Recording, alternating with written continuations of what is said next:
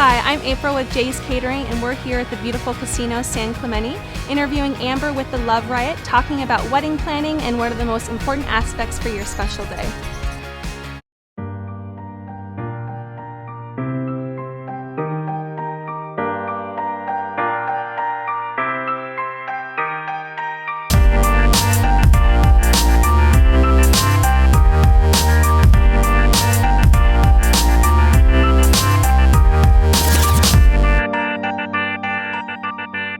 So Amber, how long have you been in event planning?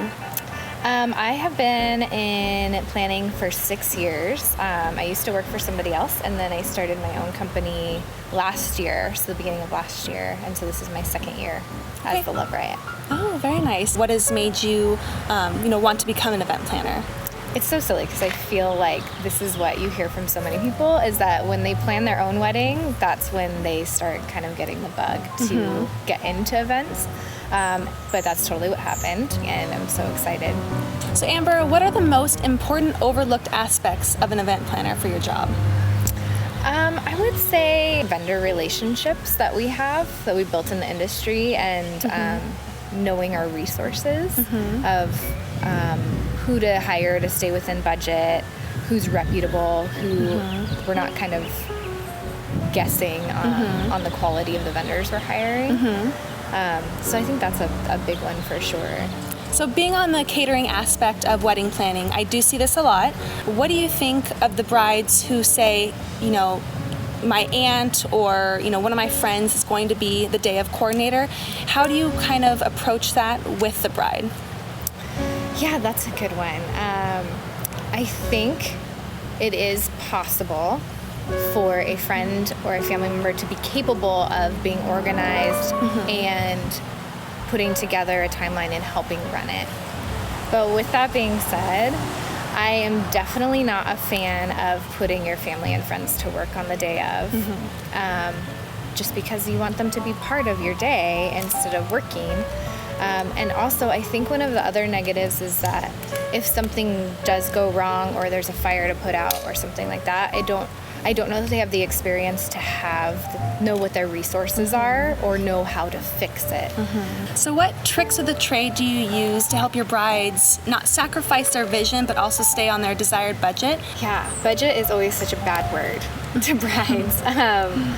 I think the things that we try and do on my side are, especially when a bride comes to me and they don't have a venue yet, I think that's a great opportunity to try and balance out what is most important. I think being able to see what the venue offers and see if it's worth it, also knowing if there's any hidden costs that aren't maybe things that they would think to ask. So I'm sure you have seen a lot of brides think the venue manager, or the venue coordinator are specifically there to be used as their wedding coordinator for the day of, or planning on the layouts and whatnot. So why do you think it's important to educate brides and let them know that a wedding coordinator is separate from a venue manager or a venue coordinator? Yeah, I think that comes up a lot.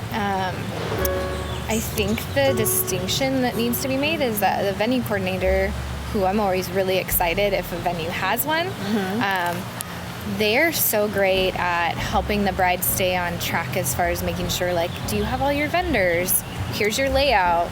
And helping with things around the venue on the day of, making sure things are where they're supposed to be, like the tables and the chairs that you're renting from them. And they're great at being helpful in that way. They're not there to run your timeline. They're not there to make sure that all the behind the scenes stuff to get to the wedding, that's not their job to help you do those things. They're not there to make sure that everything is placed the way you want it on the day of. They're more of a support to the planner, and that's why we love having them on our team, but we definitely do two separate jobs. So what's the ideal timeline that you would like, a potential bride or client to come to you to plan their wedding?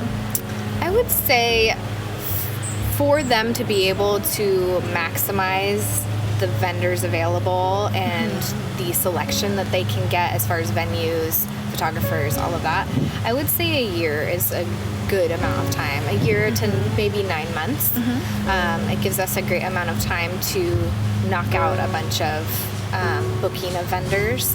I feel like venues and photographers and planners are kind of the ones that book up the quickest. And so in order to help maximize your budget, get the vendors you want, I feel like that's the most ideal. Definitely. So what is the most rewarding aspect of your job? As I'm sure there are quite a few.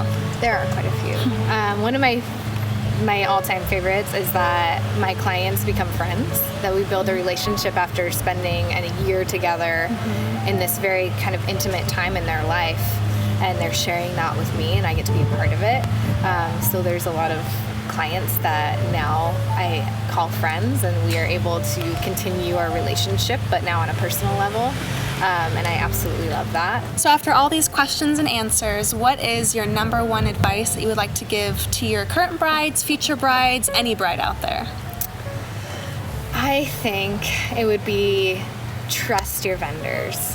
Hire vendors that are good at what they do and that are quality, and just trust them to do a fantastic job, because if you're hiring people that have great reputations and come highly recommended by other industry professionals, that means that they are really good and that they can absolutely do what you're asking them to do. And the more, like I mentioned before, the more flexibility you give them and trust them to do it, they're gonna deliver on that.